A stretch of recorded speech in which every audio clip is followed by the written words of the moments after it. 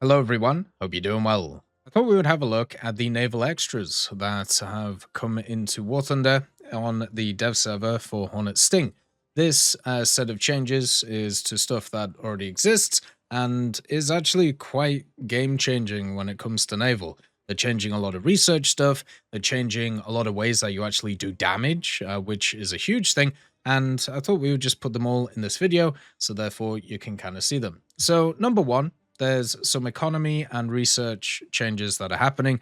They're removing a lot of the starter reserve vehicles for coastal fleet. So, for example, the VTB-8, 11, and 14 are all being removed as a reserve in the game. This is happening to the USSR with the G5, the Germany with the LS3, the British with the MTB-11, and also the Japanese with the Type T14, as well as the French. Now, they aren't actually removing these vehicles from the game. What they're doing is they're replacing their reserve status with another vehicle. So you can see here, this is the old reserve. Now this is the new one that they brought in, the T14 Mod 2. And these vehicles will be able to be researched once you have obtained all of the research of rank 1. So let's say you start off in the Japanese tech tree, you will play the Type T14 first because it's a reserve. You'll research through all of these vehicles and then enter rank 2, and these vehicles will then pop up to be researched. So they're not being removed for anybody, and also they're not being removed for people who are getting to that area. So yeah, it's a lot better than, just straight removing them, which is what we thought was going to happen. So yeah, this is happening to pretty much all the tech trees, which have very weak starter coastal vehicles, basically because of the fact that they just couldn't do any damage, such as this one, the MTB-11, only having the Lewis machine guns. It had 2 quad sets of them, but them not being able to penetrate anything and having to get really close to targets to even do any damage, it wasn't very fun. Now it's being replaced with the MTB-35, which has access to the 12.7 millimeters instead. So it's a little bit easier to kind of start your grind with. So yeah, is a little bit better. So let's go through all of the other changes that have turned up. First of all, there was a bug with the Groza. Basically, what ended up happening with this, the Groza is this one right here. There was a bug that caused the armor shield on the front turret to not stop shrapnel, so it basically just goes straight through. That's been fixed, which is quite nice. And now down to the aiming system. So this is a very weird change, and I'm not a huge fan of it. So basically, I'll read out what it says in the changelog for you, and then we'll talk about it. So the required lead value is generated automatically in arcade aiming. So now you don't have to calculate lead at all. So if you, let's just get into arcade. It basically means that the game itself will sort out the aiming for you. So you don't have to worry about lead. You don't have to worry about where the enemy is going. The computer, aka the game, will sort that all out for you. So you know how before you had access to the little green circle where it would tell you to fire, and then it would update all the time with the rangefinder type that you had? Well, that is just gone. Now all you do is you just poke where you want, and it will auto set up where you actually have to shoot. So you don't have to worry about aiming at all. So if you want to do like one shot here, one shot here, one shot here, it will automatically work out the desired lead that you want. And yeah, it basically just takes away all of the skill of aiming in the game.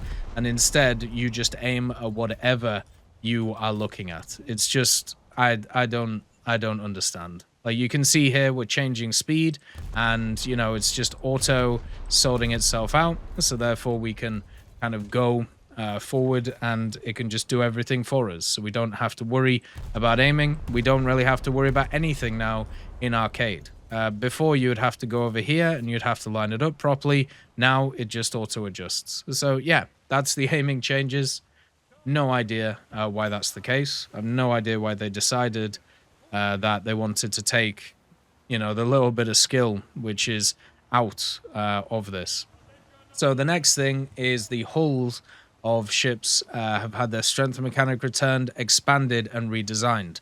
You may see on this vehicle here that it actually has access to something interesting, right? So what you have is these little kind of squares, which is up here. So you have the yellows and the oranges, and what this means is each of the areas has taken damage. Basically, this is kind of the way that it's set up, and when several sections of the hull are completely destroyed, the ship loses its unsinkability and begins to take on water until it's completely flooded. So if you, let's say, knocked out 3 or 4 of these general things here, that basically means that it would just start sinking, you wouldn't be able to stop it, and it's just going to die, right? At the same time, the end sections don't participate in the system.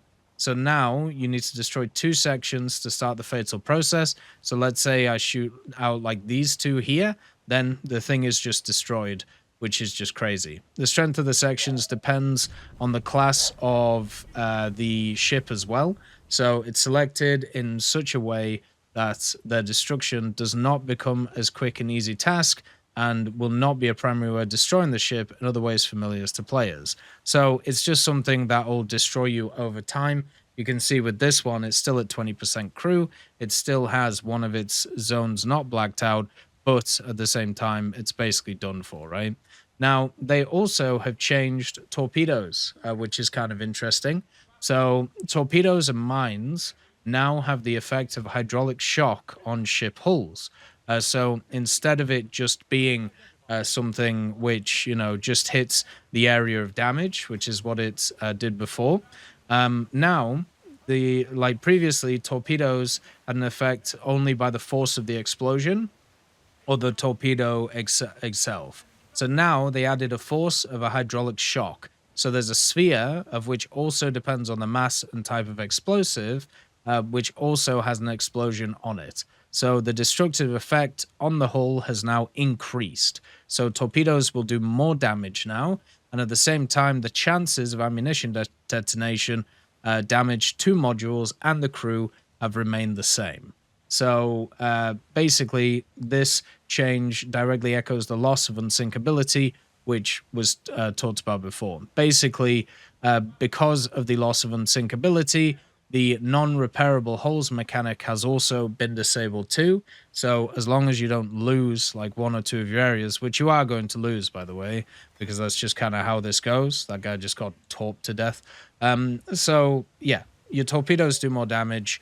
And if you lose, more than 1 or 2 kind of components of your ship, you will now basically just die a slow death. So that's how it's going to go. The other part of it is for the amount of damage that you can do with your little guns. So basically, what they've ended up doing is they've added kinetic armor penetration to high explosive shells that are 20 millimeters in caliber or higher. So for example, on the VTB-18 here, which is a new vehicle they've added to the naval side of things, it actually has access to a 37 millimeter shell. So basically, since this is over 20 millimeters or equal to or over 20 millimeters, and there's a high explosive shell, the shell will be able to penetrate thin armor due to the energy and explode inside with a delay of 0.001 seconds, which will make the high explosive shells more effective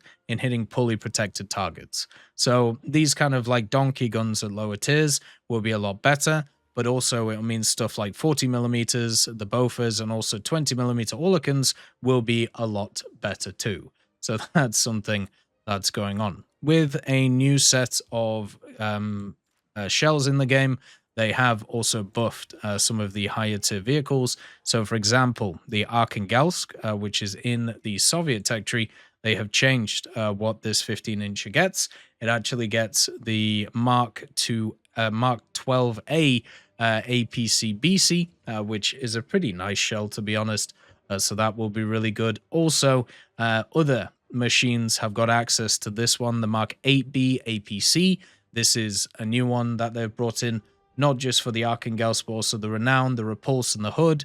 And also, it is on, of course, the new vehicle, which is the Warspite that you can find here.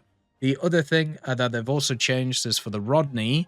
So the Rodney, which is right here, they've changed the reload on the guns. So the guns are a lot quicker to reload, which is quite nice. They're down to 1.3 seconds of fire rate, where before they were a lot higher. So it's basically gone from 40-second reload to 35-second reload.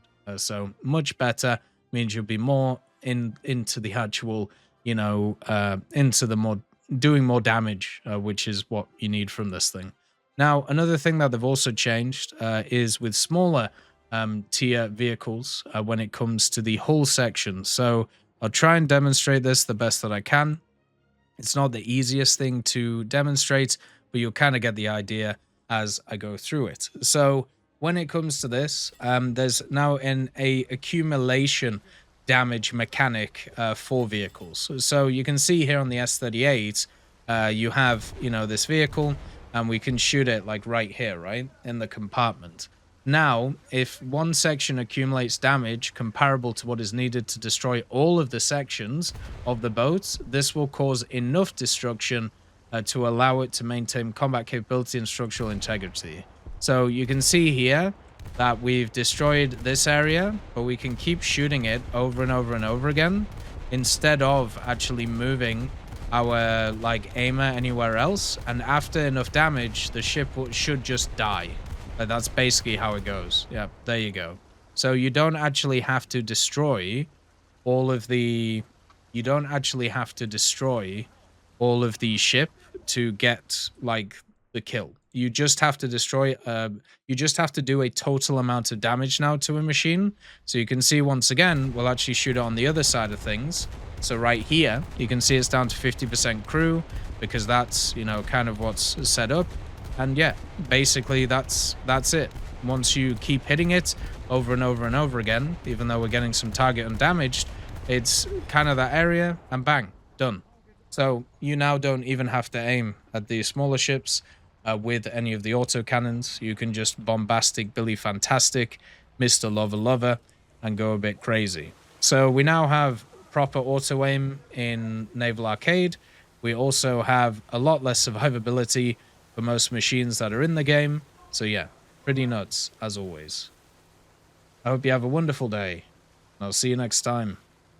I'd just like to thank GMG Smiley, CD Beans, Chieftain Mike, EMN3 Galaxy, Tulio Pontecorvo, Brendan Quinn, Carrion Crow, Gus Irenicus, Pyman, Wartinder, Teddy, Daniel Stanton, Martinez, B. Young, Ozzy Panzer, Alan Hacker, Liam Shear, Opium Prime, Lafouche, Sem, Aslan, Uncle Bean, and Derek R.